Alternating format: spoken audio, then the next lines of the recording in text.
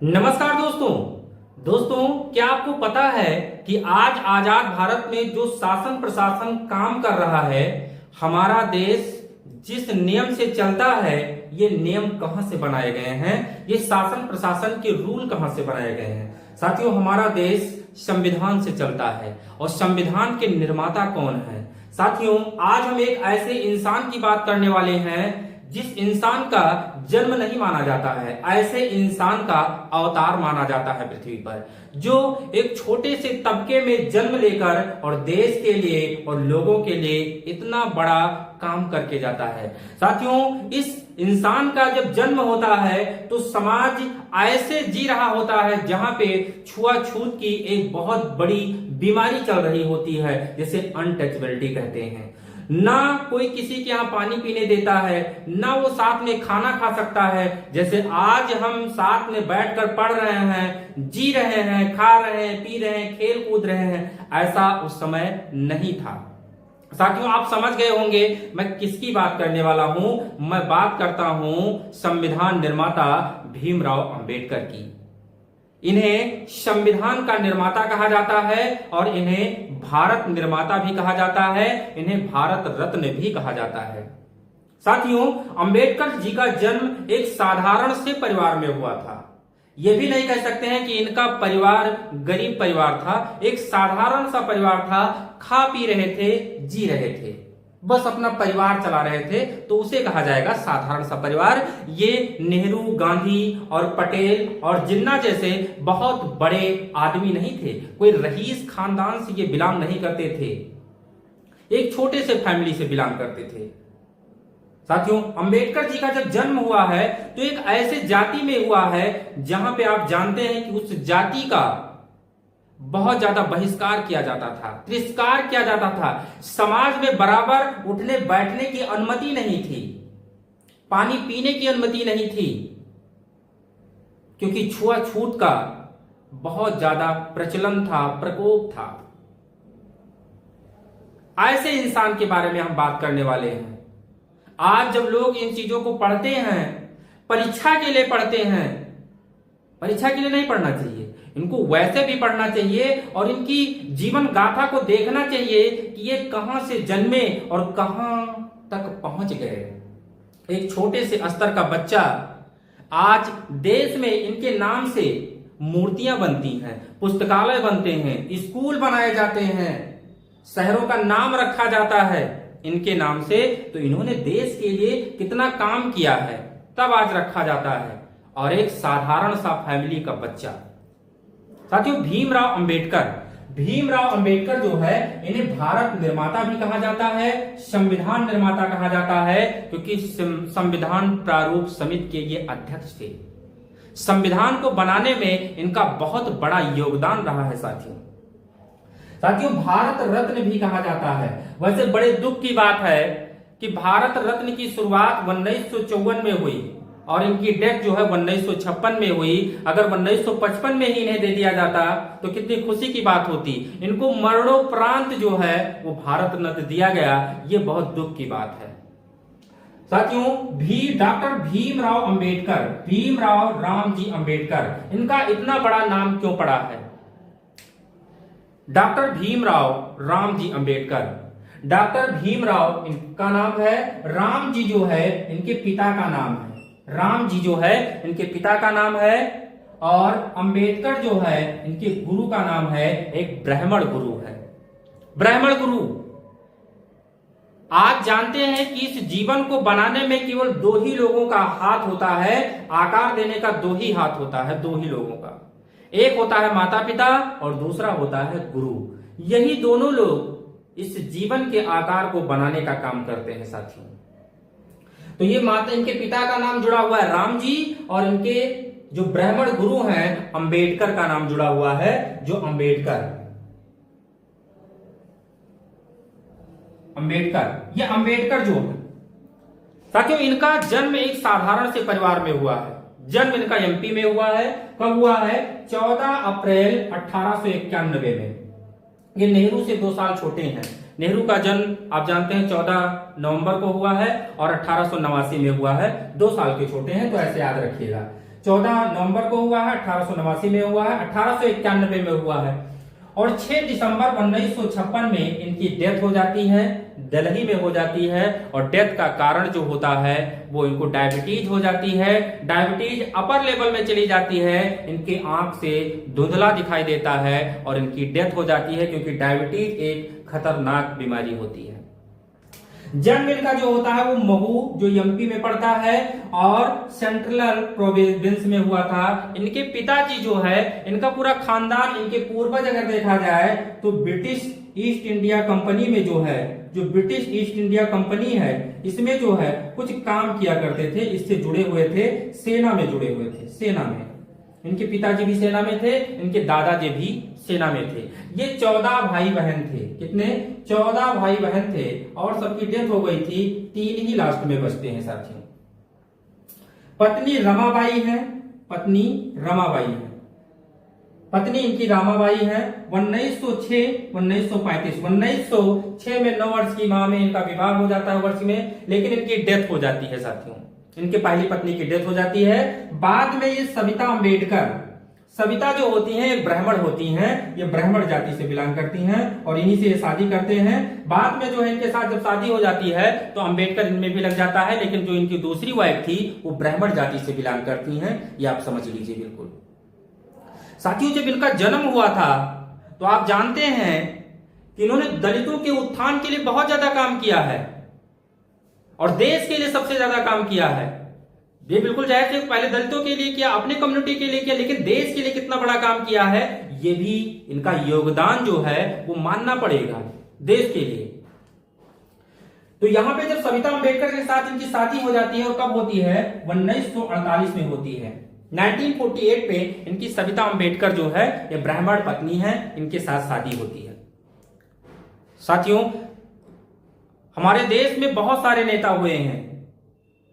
महात्मा गांधी को ले लीजिए, जवाहरलाल नेहरू को ले लीजिए, सरदार वल्लभ भाई पटेल को ले लीजिए, बाल गंगाधर तिलक को ले लीजिए, बहुत सारे नेता हुए हैं, लेकिन इनकी स्थिति ऐसी नहीं थी। आज जब आप पढ़ाई करते हैं तो आप कहते हैं मैं गरीब हूं, मैं पढ़ नहीं सकता हूं, मेरे पास पैसे नहीं है, मेरे पास खाने के लिए नहीं है, घर नहीं है।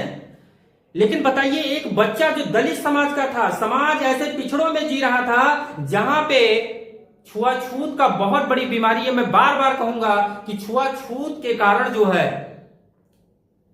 ये इतने स्तर तक पहुंच पाए हैं। अगर छुआछूत का कारण नहीं होता तो शायद भीमराव अंबेडकर को आज अंबेडकर के नाम से नहीं जानता। ये छुआछूत का प्रकोप जो है, यही इनको आज बहुत ऊंचे लेवल तक पहुंचाया है,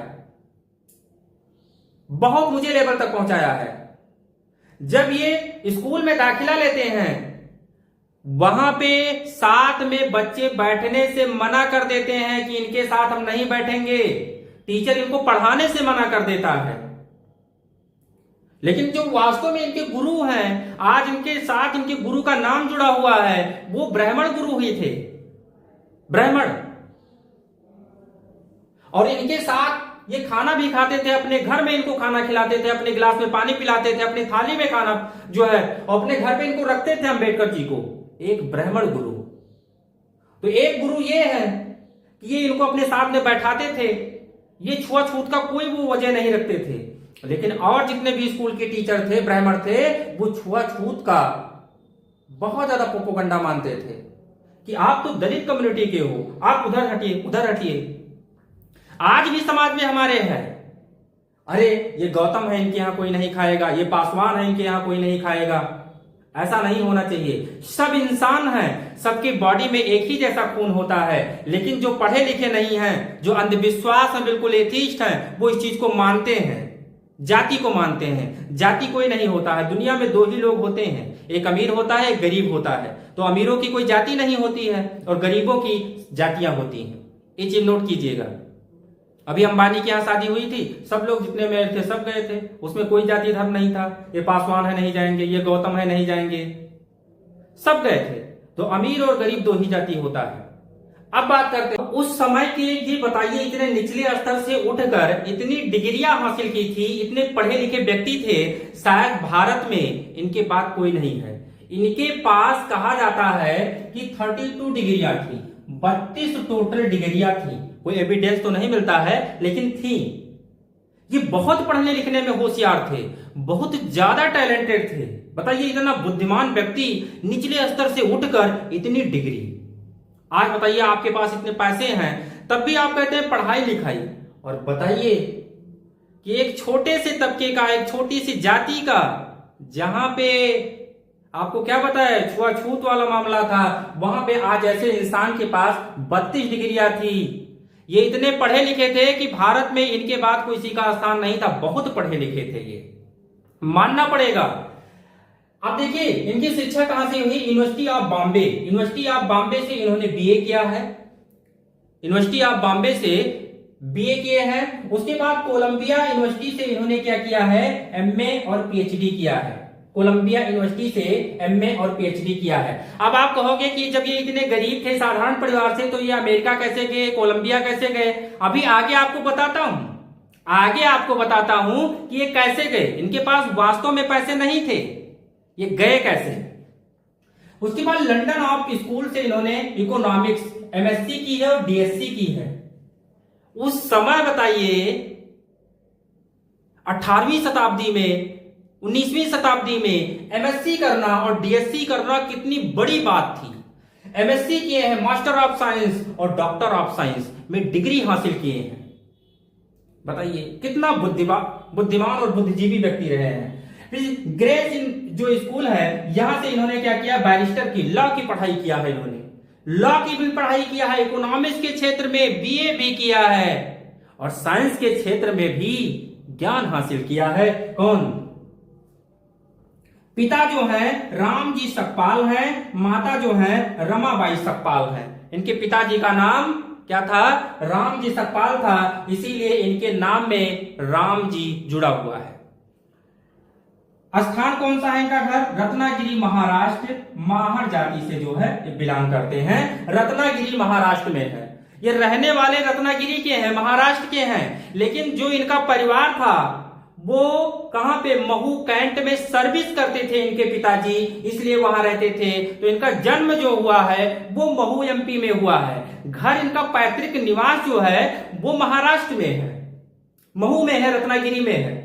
लेकिन वहां पे ड्यूटी करने के कारण, वहां पे सर्विस करने के कारण इनका जन्म जो हुआ है वो कहां हुआ है? और 14 भाइयों बहनों में सबसे छोटे थे अम्बेडकर जी। अम्बेडकर जी 14 भाइयों बहनों में सबसे छोटे थे और इनका जन्म कहां हुआ है? महू एमपी कैंट में हुआ है। वहीं इनके पिताजी क्या करते थे? सर्विस करते थे। अब देखिए, पिताजी सर्विस करते थे तो उस समय उतना पैसा मिल जाता था कि परिवार को चलाया जा सके, रोजी रोटी चल जाए, दाल रोटी चल जाए। बहुत बड़े आदमी नहीं थे, साधारण परिवार के थे। तो अंबेडकर जी बहुत बुद्धिमान थे, पढ़ने लिखने में इनकी रुचि थी, इसीलिए इनके पिताजी ने इनको पढ़ाया लिखाया। इनके लिए अपने पैसे से बुक लाकर देते थे इनको। इनके लिए जो भी चीजें की व्यवस्था होती थी उन चीजों की व्यवस्था करते थे, क्योंकि लड़का होनहार है, लड़का बुद्धिमान है, लड़का पढ़ने वाला है, तो उसके लिए कुछ भी किया जा सकता है। तो आप देख रहे हैं कि इतनी डिग्रियां इन्होंने ली है, एमए किया है, पीएचडी किया है, एमएससी और डीएससी किया है। उस समय जब कोई हाई स्कूल इंटर नहीं पढ़ता था साथियों, तो ये कितना महान व्यक्ति है, कितना महान व्यक्ति है बताइए। इनके पूर्वज जो थे वो ब्रिटिश ईस्ट इंडिया कंपनी में आर्मी में नौकरी किया करते थे।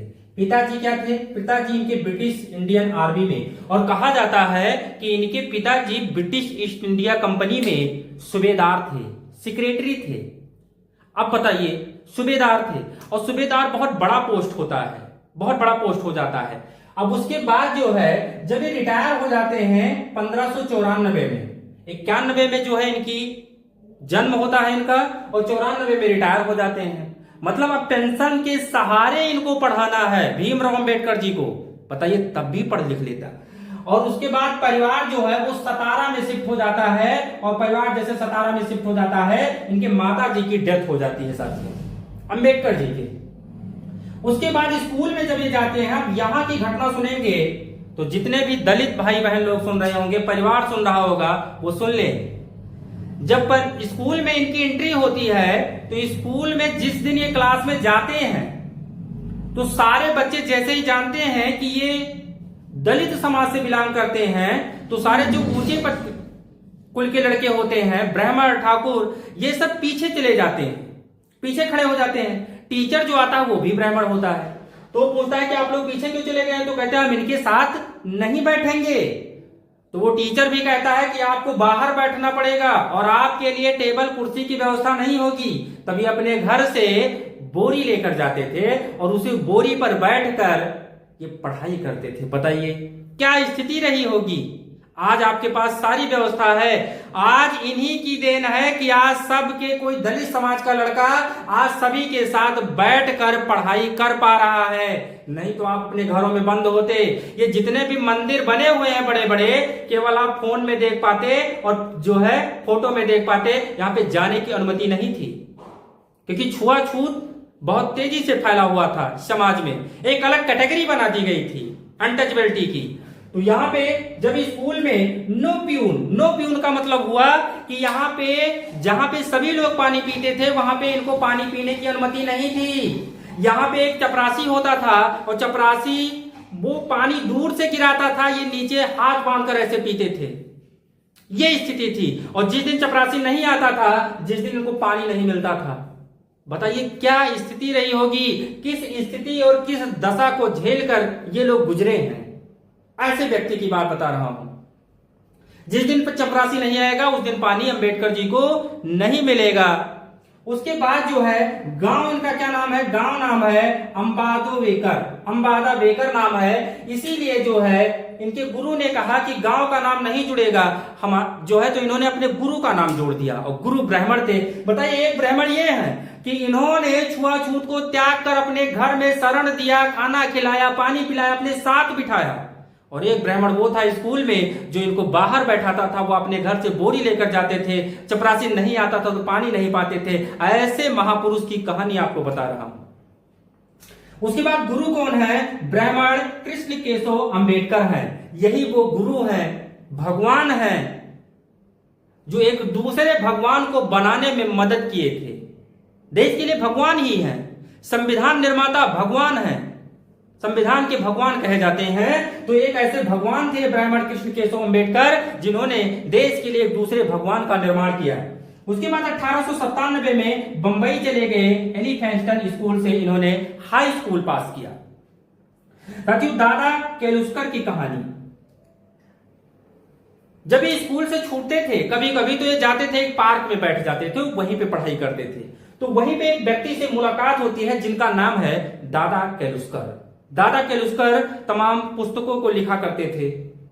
तो इनसे पूछा कि बताइए कि पार्क में इतनी शोर होती है, इतना हल्ला होता है, आप कैसे पढ़ लेते हो? तो इन्होंने बताया कि स्कूल में हमको बैठने नहीं दिया जाता है, हम दलित समाज से बिलोंग करते हैं, इसीलिए हमको स्कूल में सबके साथ बैठने की अनुमति नहीं है, हमको बाहर बैठाया जाता है और हम बाहर पार्क में ऐसे आके हम पढ़ाई करते हैं। दादा केलुस्कर ही ऐसे जीवन में इनके व्यक्ति थे जिन्होंने इनको बुद्ध की जीवनी सुनाई, बुद्ध के बारे में बताया। और दादा केलुस्कर ही इनको एक ऐसे व्यक्ति के पास ले गए। कहां ले गए? 1906 में ले गए।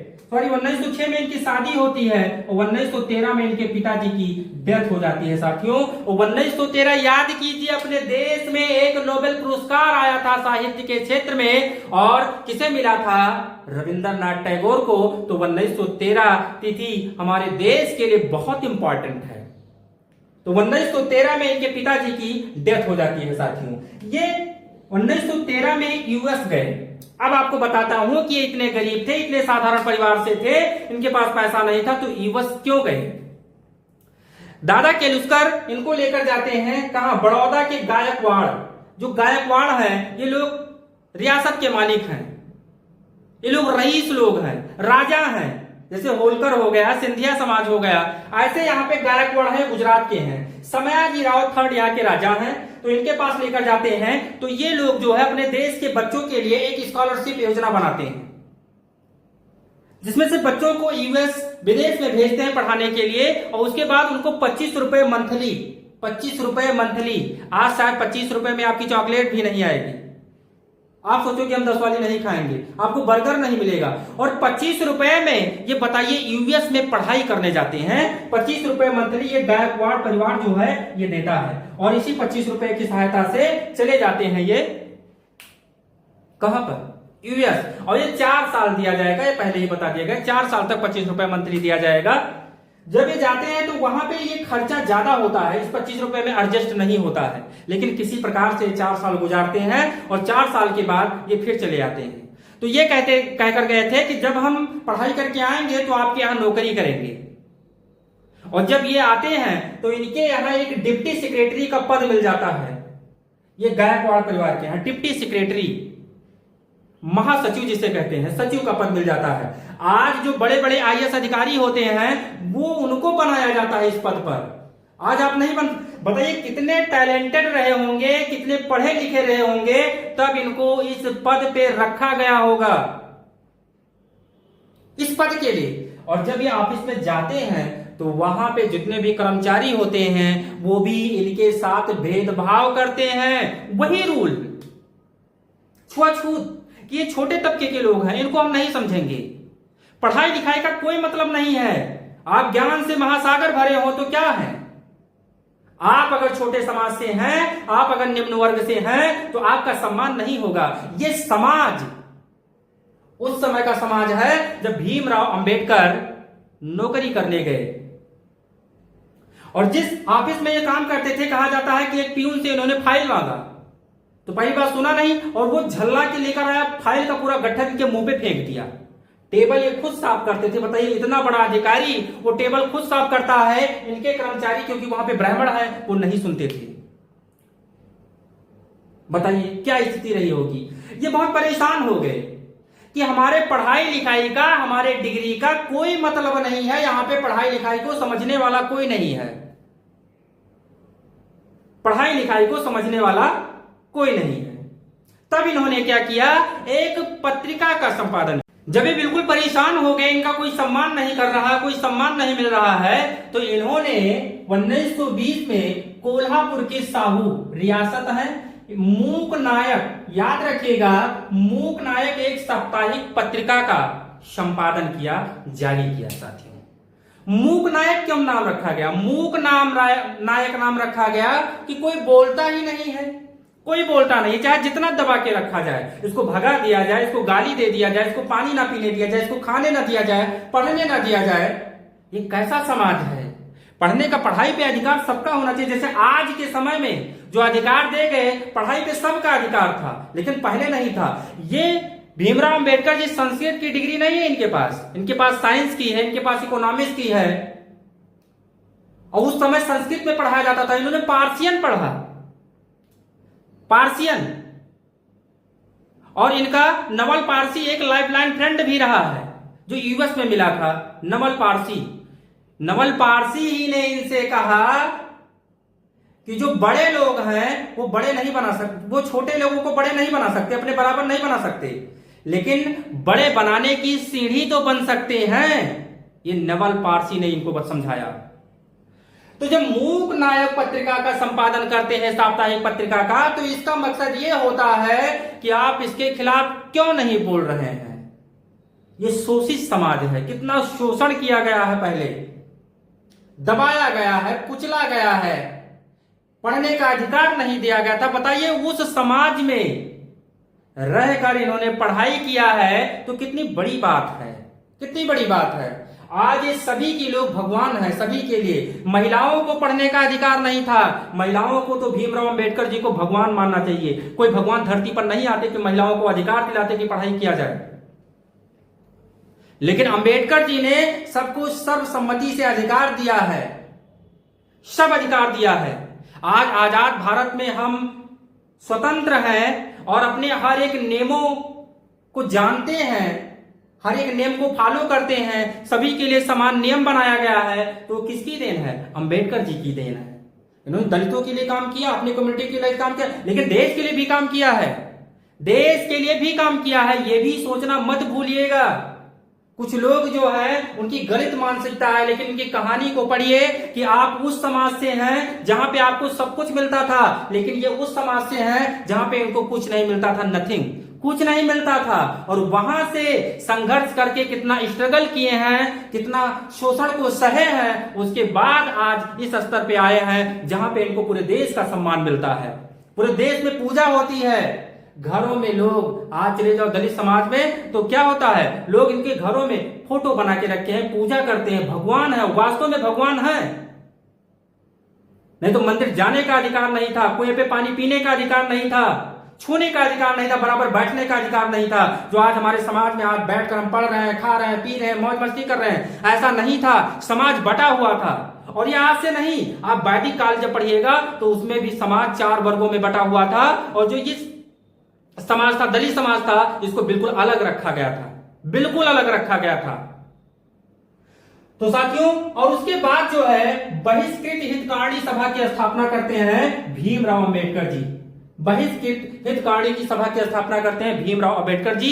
ये कम्युनिटी है, ये क्वेश्चन भी पूछा जाता है। तो साथियों, कभी भी टाइम मिले तो इनकी जो ऑटोबायोग्राफी है, इनका जीवन है, पढ़िएगा तो आंख में आंसू आ जाएंगे। ऐसे व्यक्ति की कहानी है जो धनी नहीं थे, जो रईस नहीं थे, और पहली बात एक ऐसे समाज से, ऐसे जाति से बिलोंग करते थे कि आप वो समझ ही रहे हैं। अगर जिसने फेस किया होगा वो समझ सकता है कि किस स्थिति से गुजरे रहे होंगे।